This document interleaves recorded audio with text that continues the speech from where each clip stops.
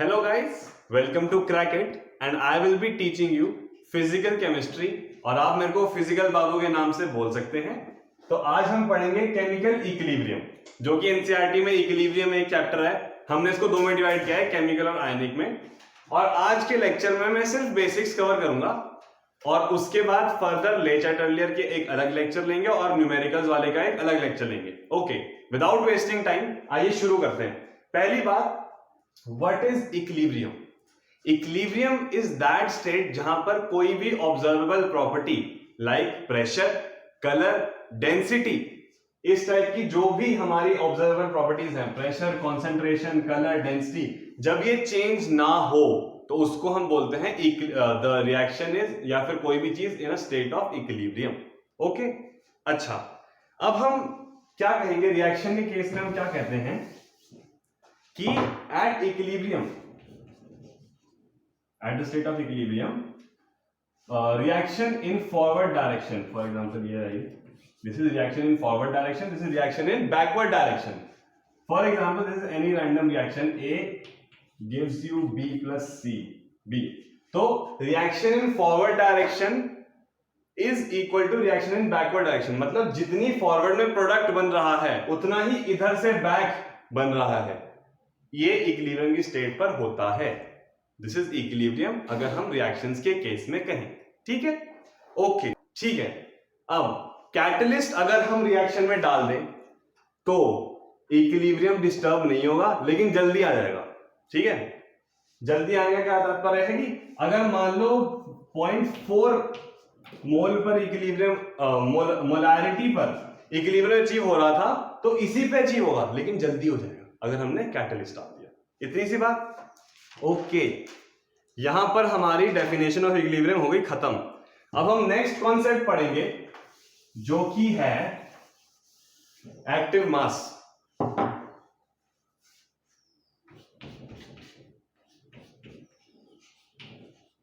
Active mass, right. पहले solution phase के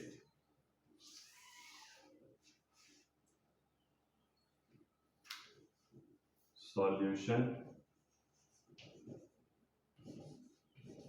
phase, देखिए एक्टिव मास को मैं AM से लिख रहा हूं, तो active mass is directly proportional to molarity.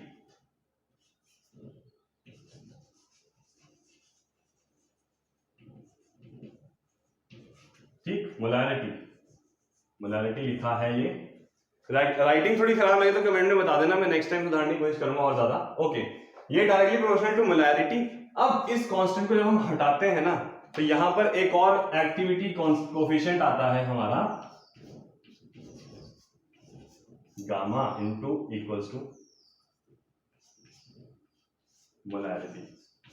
अब हम जो आज पढ़ने वाले हैं या फिर जो भी हम क्वेश्चंस करेंगे उसमें हमेशा 1 होगा, क्योंकि हम डाइल्यूट मतलब ज्यादा कॉन्सेंट्रेट सॉल्यूशन नहीं लेते हैं, तो उस वजह से ये 1 आता है। ठीक है, तो हम के equilibrium, constant of equilibrium define करेंगे। उसमें बेसिकली एक्टिव मास होता है, लेकिन due to this gamma is 1 for all our questions जो भी हम सॉल्व करेंगे अपने एग्जाम के लिए, तो वो हम मोलैरिटी के टर्म्स में ही एक्सप्रेस करेंगे के इक्विलिब्रियम को। ठीक है, okay. For gaseous phase, for gaseous phase, for gaseous phase कुछ नहीं है, active mass directly proportional to partial pressure. खत्म, पार्शियल प्रेशर।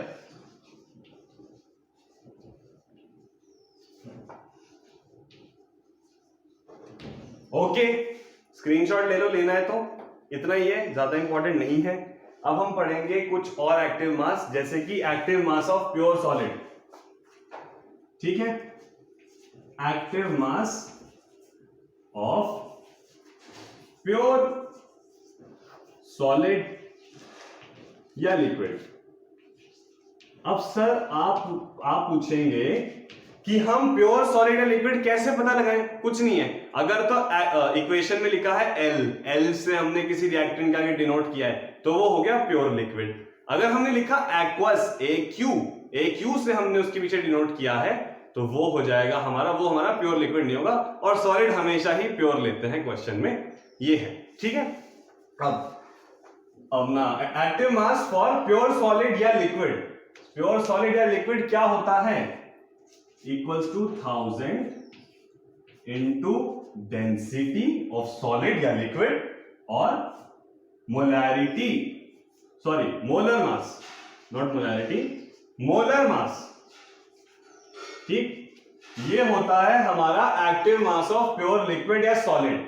और अगर हमने एक्सेस में सॉल्वेंट ले लिया, एक्सेस में सॉल्वेंट,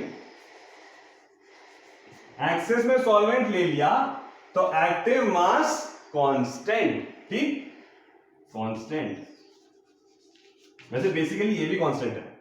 तो जब भी हम कांस्टेंट ऑफ इक्विलिब्रियम कैलकुलेट करेंगे तो अगर सॉलिड या प्योर लिक्विड या फिर एक्सेस सॉल्वेंट आ जाए तो उसका एक्टिव मास कांस्टेंट बोले तो के इक्विलिब्रियम कांस्टेंट, कोई फर्क नहीं पड़ेगा इक्विलिब्रियम में। ओके, ये हो गया हमारा एक्टिव मास का कॉन्सेप्ट खत्म, स्क्रीनशॉट ले लीजिएगा।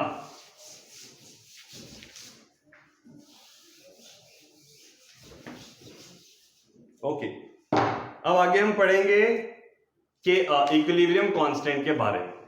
What is equilibrium constant?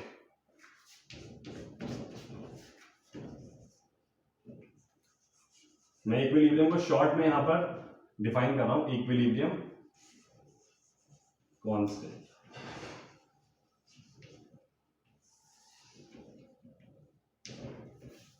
ठीक है, इक्विलिब्रियम कांस्टेंट क्या है? For example we take a reaction A जिसका कोफिशिएंट है स्मॉल ए प्लस बी जिसका कोफिशिएंट है स्मॉल बी, जो बैलेंसिंग में हम कोफिशिएंट यूज करते हैं ना वो वाले, small C, capital C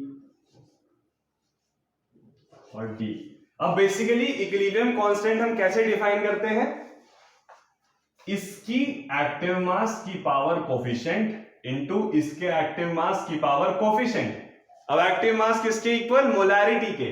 molarity हम कैसे करते हैं? ब्रैकेट में एलिमेंट को रख के मोलैरिटी हम ऐसे लिखते हैं ना, मोलैरिटी ब्रैकेट में रखते हैं ऐसे, ऐसे ही हम यहां पे डिफाइन करेंगे। ओके, क्या लिखेंगे? के इक्विलिब्रियम, रिएक्शन का इक्विलिब्रियम कांस्टेंट, ये क्या है? इसकी मोलैरिटी, सी की प्रोडक्ट की मोलैरिटी इनटू उसके कोफिशिएंट, उसकी पावर, प्रोडक्ट की मोलैरिटी की पावर उसका कोफिशिएंट अपॉन रिएक्टेंट, सेम ऐसे ही, ठीक है, रिएक्टेंट की मोलैरिटी, इसकी पावर कोफिशिएंट इनटू दोनों ही रिएक्टेंट्स का हम लिख देंगे मल्टीप्लाई करके बी, स्मॉल बी। तो ऐसे हम के इक्विलिब्रियम डिफाइन करेंगे, ये के इक्विलिब्रियम है। अब जो हमारा कांस्टेंट ऑफ इक्विलिब्रियम है ये भी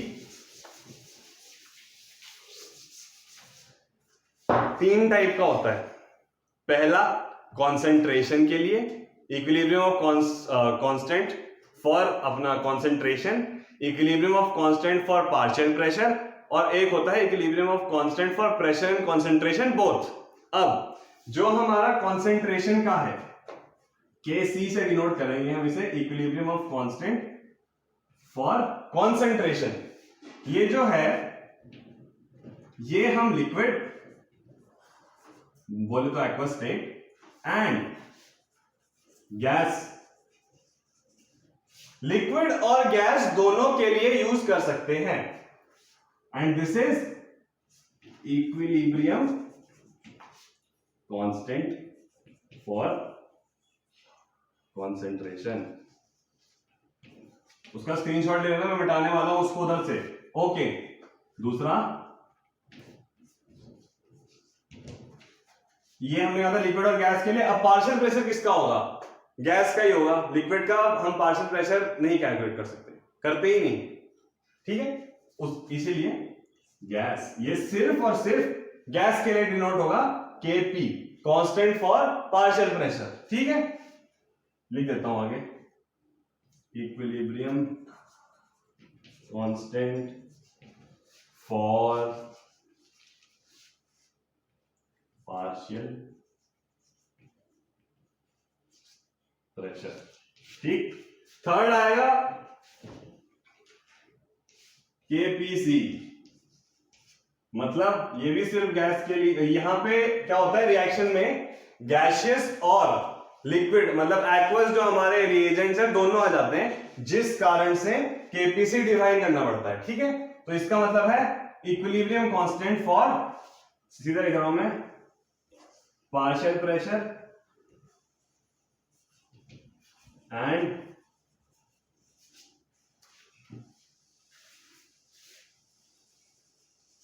पार्शियल प्रेशर एंड कॉन्सेंट्रेशन। ठीक है, ये हमारा इक्विलिब्रियम कांस्टेंट की कथा खत्म हो गई। ठीक है, इसका स्क्रीनशॉट ले लो। ले लिया? याद रखना, केसी लिक्विड और गैस के लिए, केपी सिर्फ गैस के लिए, केपीसी जब दोनों टाइप के आदमी हमारी रिएक्शन में आ जाते हैं तब। ठीक, और के इक्विलिब्रियम कैसे करते हैं, मोलैरिटी ऑफ प्रोडक्ट इन की पावर उसका कोफिशिएंट, मतलब प्रोडक्ट की मोलैरिटी जो उसमें यहां पर है रिएजेंट्स, मोलैरिटी की पावर जो कोफिशिएंट है वो दोनों के मल्टीप्लाई, इसी तरीके से रिएक्टेंट के मल्टीप्लाई करके डिवाइड करके लिख देंगे। इस तरीके से हम दोनों ही कांस्टेंट्स को लिखते हैं। ओके, एग्जांपल्स लेंगे इनके कुछ।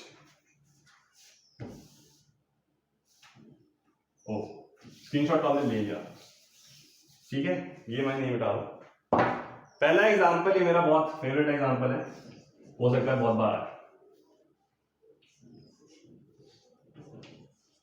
देखो ये जो यहां पर है ना गैस लिखा है, ये बहुत इंपॉर्टेंट है। अगर इसको मिस किया तो क्वेश्चन गलत हो जाते हैं, तो इसको जरूर ध्यान रखना। यहाँ गैस है, लिक्विड है, एक्वस है, वेरी इंपॉर्टेंट। ठीक है, ये लिखने में काम आया कांस्टेंट 3।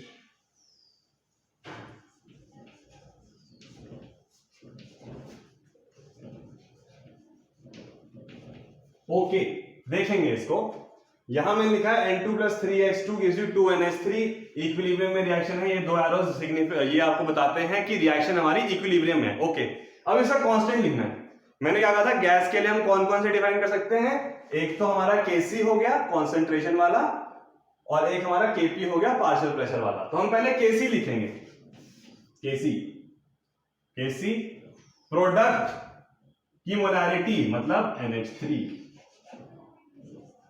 की मोलैरिटी की पावर कोफिशिएंट, नीचे इसमें आ जाएंगे रिएक्टेंट में H2, इसकी पावर 3 है ये, और N2 की पावर कुछ नहीं, 1, कुछ नहीं मतलब 1। ठीक है, ऐसे डिफाइन किया हमने Kc। कोई दिक्कत आपत्ति, आसान है, फटाफट से अब Kp करेंगे, कुछ नहीं है। यहां मैंने मोलैरिटी ली थी, वहां पे हम पार्शियल प्रेशर लेंगे।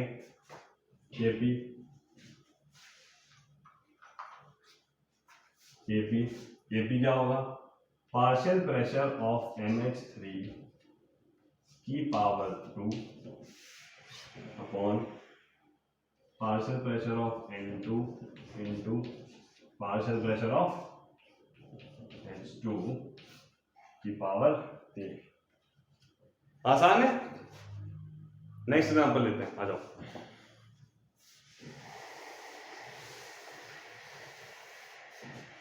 ठीक, अब मैं एक लिक्विड एक सॉलिड वाला एग्जांपल लेता हूं। Second example,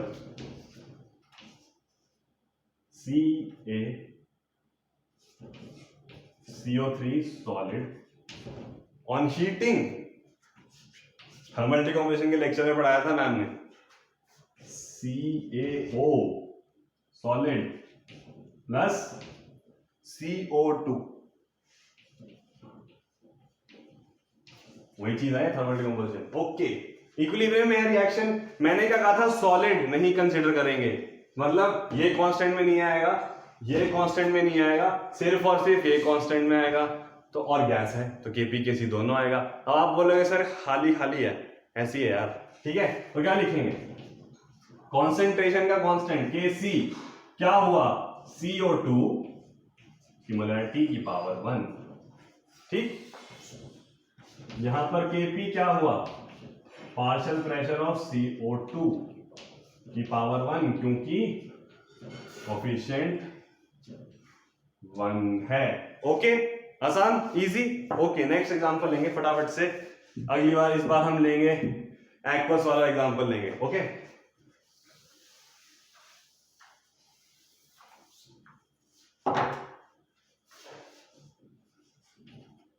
CH3 COOH aqueous plus C2H5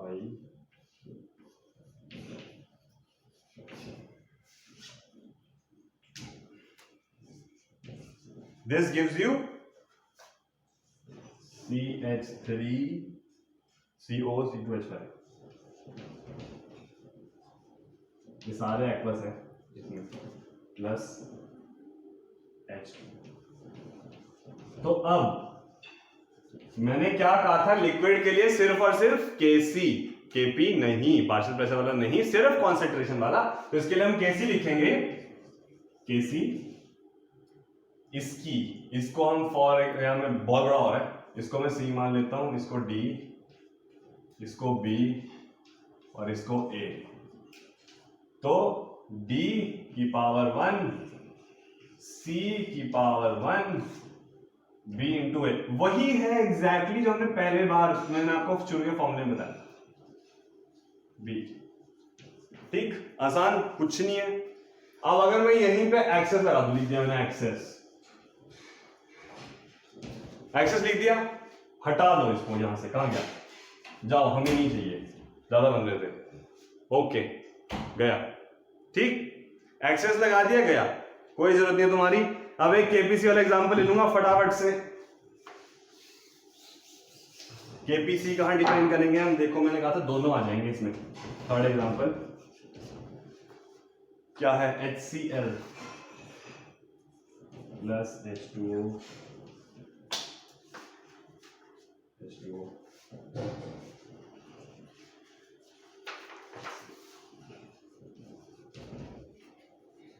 हमने कहा ये एक्सेस में, एक्सेस मतलब हमें इससे कोई मतलब नहीं है, बाहर जाओ। ये गैसियस है और ये एक्वस है। तो यहां पर लिक्विड और गैस दोनों एक साथ आ गए ना, तो हम क्या करेंगे, केपीसी डिफाइन कर देंगे। हमारे पास सबके इलाज है, ठीक है। तो अब क्या, product power 1 molarity, reactant gas partial pressure of HCl की पावर 1। ये हमारा केपीसी है और इसे यहीं खत्म करते हैं, जिसके आगे और कुछ खास है नहीं, ठीक है। एग्जांपल्स हमारे खत्म हो गए। अब हम केपी और केसी मतलब कांस्टेंट ऑफ प्रेशर और कांस्टेंट ऑफ कंसंट्रेशन वाले में रिलेशन देखेंगे। रिलेशन क्या होता है ये भी मैं बता देता हूं। उधर वाली विंडो पे हम न्यूमेरिकल कर लेंगे, इधर मैं आपको कॉन्सेप्ट बता दूंगा। ओके, अब इधर आ जाओ। तो रिलेशन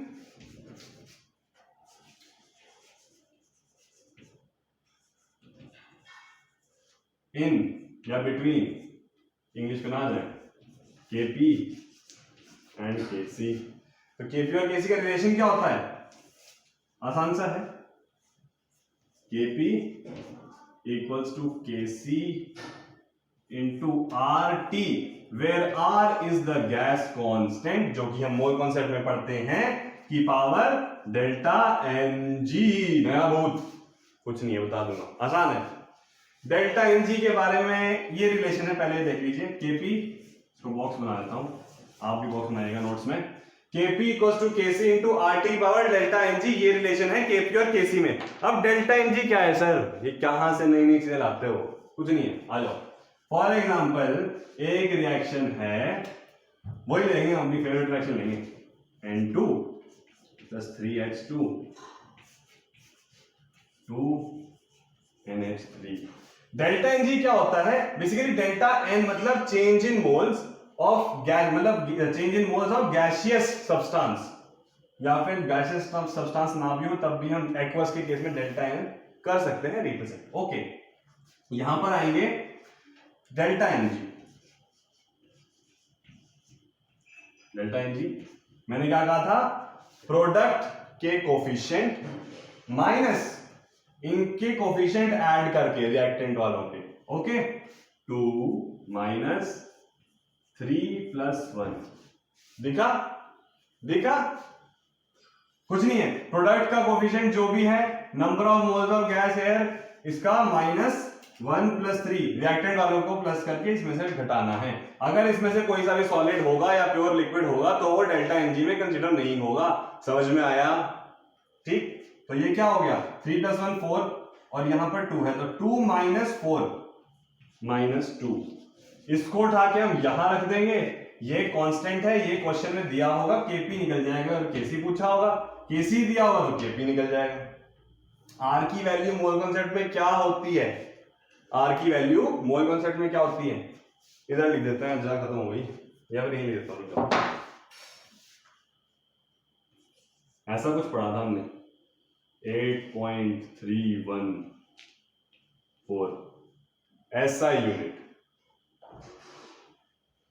ठीक,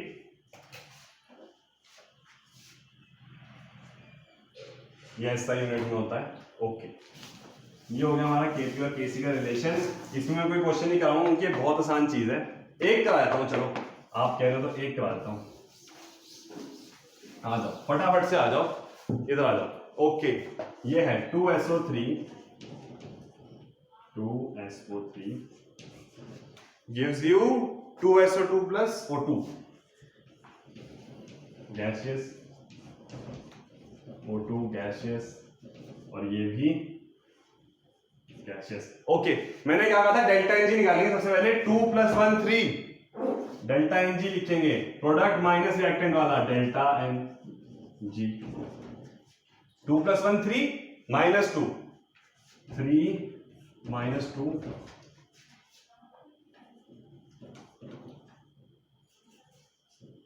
1, डेल्टा Ng आ गया। अब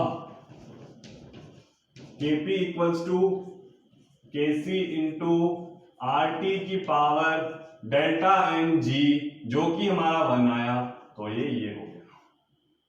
इजी, ऐसे ही सारे रिलेशन निकल जाएंगे, कोई दिक्कत नहीं है।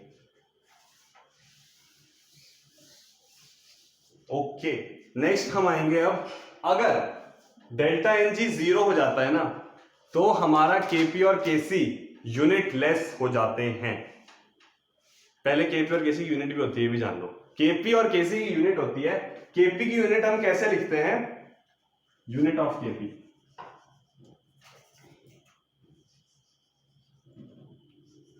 यूनिट ऑफ Kp मतलब प्रेशर, प्रेशर मतलब जो भी यूनिट ऑफ प्रेशर वहां दे रखी होगी, यूनिट ऑफ P की पावर डेल्टा Mg,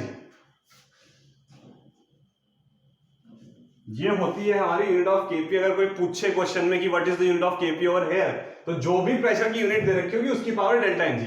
ऐसे ही हमारा यूनिट ऑफ Kc आ जाता है, जो कि होता है मोल अपॉन लीटर। अरे मोलैरिटी का वो यूनिट ना यार, तो मोल अपॉन लीटर की power delta Mg। Easy simple, कुछ नहीं है इसमें। आगे बढ़ेंगे फटाफट से। ये यूनिट ऑफ Kp या Kc होती है। हाँ, अगर आपको Kp और Kc को यूनिट लेस बनाना है तो Kp के केस में 1 बार से डिवाइड करेंगे और Kc के केस में 1 मोलैरिटी M, कैपिटल M से डिवाइड करेंगे to make unit less, to make Kp unit less.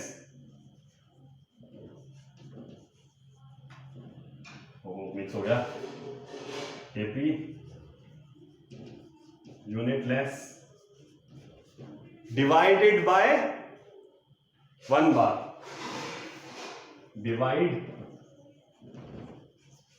Every term in Kp, जितनी भी हमने पार्शियल प्रेशर की टर्म लिखी है उन सबको 1 बार से डिवाइड करेंगे। इसी तरीके से अगर हम Kc पर आते हैं, ठीक है, Kc को यूनिट लेस बनाना है तो हम डिवाइड बाय जितनी भी टर्म्स है, जैसे मान लीजिए फॉर एग्जांपल फर्स्ट रिएक्शन से CD अपॉन A, मान लिया हमने Kc रैंडमली लिख लिया, इसको यूनिट लेस बनाना है तो इसको हम 1 मोलैरिटी 1 मोल पर लीटर से डिवाइड करेंगे. Okay, C upon 1m D upon 1m divided by A upon 1.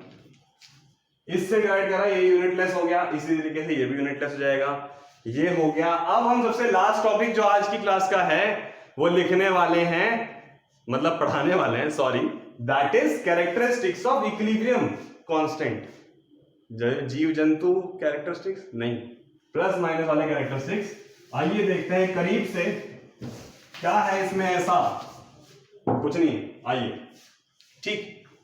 तो हम कोई एग्जांपल ले रहे हैं. फॉर एग्जांपल हम इसी रिएक्शन के ऊपर मैक्सिमम मैं समझाऊंगा आपको. पहला कैरेक्टरिस्टिक ऑफ के इक्विलिब्रियम है ये. ओ सॉरी, एक चीज और जो हमारा के इक्विलिब्रियम है, इट डिपेंड्स ऑन, लिख ही देता हूं मैं यहां पे, कैरेक्टरिस्टिक्स ऑफ के इक्विलिब्रियम, मतलब केपी केसी केपीसी, केपी केसी केपीसी सारे. ये जो है इनिशियल अमाउंट ऑफ रिएक्टेंट पे नहीं डिपेंड करता. दिस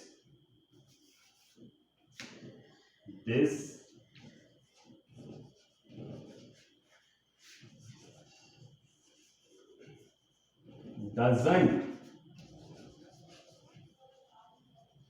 डिपेंड, मैं बोल रहा हूं साथ साथ लिखते रहना, it doesn't depend on initial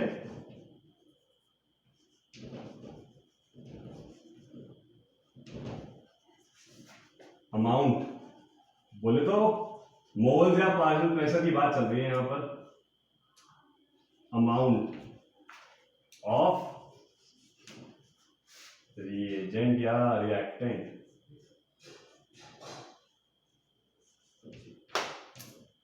okay, ठीक है. ये नहीं डिपेंड करता. किस पे डिपेंड करता है? दो चीजों पे डिपेंड करता है. इधर आ जाओ. दो चीजों पे डिपेंड करता है. पहली डिपेंड्स ऑन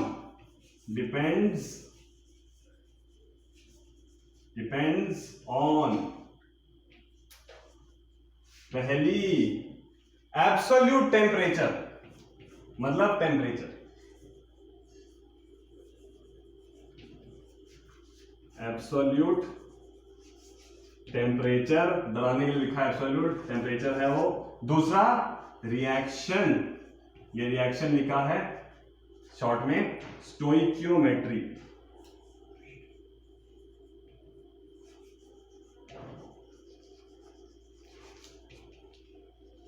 अब रिएक्शन स्टोइकियोमेट्री का है, कुछ नहीं है, जो रिएक्टेंट और प्रोडक्ट के कोफिशिएंट्स हम लिख रहे थे, जैसे कि 2a gives you b plus c. ठीक, तो ये जो लिख रहे हैं इसको हम स्टोइकियोमेट्रिक कोफिशिएंट बोलते हैं. और इनमें कुछ चेंज हो तो इसको हम रिएक्शन स्टोइकियोमेट्री कहते हैं. ओके, और कुछ नहीं है. आगे बढ़ते हैं, हम देखते हैं कैसे कैसे चेंज होगा. पहली जो मैं कह रहा हूं जनरल रिएक्शन जिस पे हम बात करने वाले हैं, A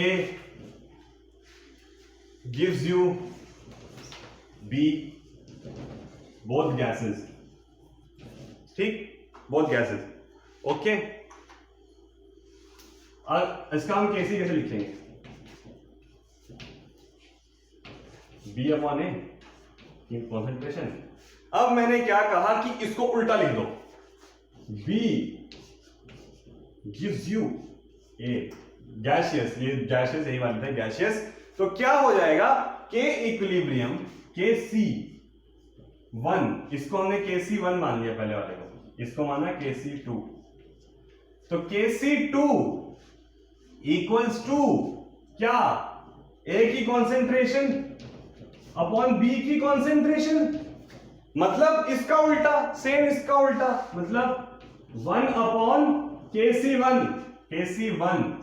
ठीक, ये था, उल्टा किया, ये बन गया जो कि इसका उल्टा था. तो कभी भी अगर आपकी रिएक्शन उल्टी हो जाएगी, इन्वर्ट हो जाएगी, तो इसका भी जो सेकंड हमारा जो उल्टा करके रिएक्शन हमने लिखा है उसका जो कांस्टेंट है वो पहले वाले का इनवर्स हो जाएगा. वही लिखा है मैंने, KC2 is equals to 1 upon KC1. ठीक है, बॉक्स मार देता हूं यहां पर, ये देखो Kc2 equals to 1 upon Kc1, Kc1 है ये, ठीक है। दूसरी बात करेंगे अब मैंने क्या किया, इसी में ही एग्जांपल पार्ट 2 साथ साथ लिखते जाइएगा। 2 वीडियो पॉज कर लेना अगर मेरे को फास्ट लगे, स्लो लगे तो प्लेबैक का ऑप्शन होता है स्पीड का, ऊपर से तेज कर लेना। ओके, अब मैंने कहा कि मैंने यहाँ पे x मल्टीप्लाई कर दिया दोनों के कोफिशिएंट्स में, कोई सा भी x, तो क्या होगा, पहले हम इनिशियल के लिख लेते हैं, Kc1 वही Kc1 है पुराने वाला, b अपॉन a।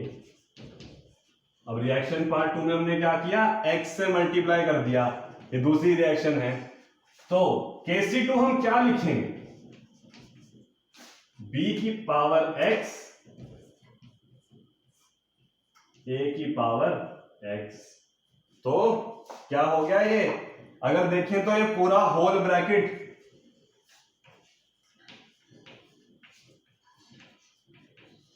की पावर x यही है, तो क्या हो गया basically Kc2 is equals to पुराने वाले कांस्टेंट की पावर x।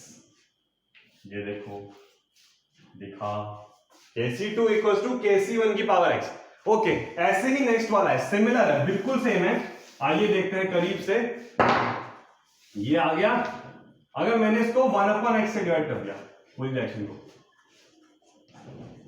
इस बार हम डायरेक्ट करेंगे, ठीक है, तो क्या होगा, क्या होगा, कुछ नहीं होगा। Kc2 इस बार पहले हमने पावर ली थी की पावर Kc1 की पावर x किया था, इस बार 1/x। इसको घर पे करके देखना, वैसे कुछ तोप नहीं है, 1 अपॉन x पावर 1 के ये बन गया। ओके, लास्ट कैरेक्टरिस्टिक यहां जाता हूं, ये क्लियर है ना, इसमें कुछ एक सेकेंड के अंदर, ठीक है, 1 अपॉन x क्लियर है ना। ओके, ठीक है, last a gives you b,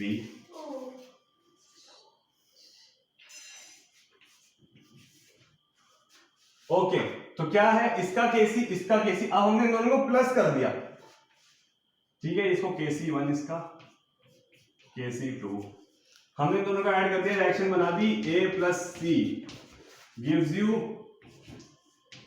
b plus d, तो क्या बनेगा सर, ओहो सॉरी यार, क्या हो गया, ओके, अब ठीक है, ये था तो b प्लस d, तो क्या बनेगा सर, कुछ नहीं बनेगा, ये Kc1 थे, ये Kc2 था, ये इसका, ओके, तो क्या बनेगा, जो हमारा Kc फाइनल, Kc1 लेते हैं इसको, तो Kc1 into Kc2, that's all, इसमें और कुछ नहीं है। अगर मैंने माइनस कर दिया तो Kc1 अपॉन Kc2 हो जाता। ओवर हेयर हम आज आपका हमारा जो है पहला लेक्चर खत्म करेंगे। आपको समझ में आया तो जरूर लाइक करिएगा, कमेंट करिए, कोई सजेशन है, राइटिंग खराब लगी तो भी बता देना मुझे नीचे, डाउट्स हैं तो ईमेल भी डिस्क्रिप्शन में दे रखी है, उसमें चेक कर लीजिएगा, और बाकी सब्सक्राइब, बेल आइकन दबाएं, ऑल करें और फिजिकल बाबू के साथ बने रहें। Okay, bye.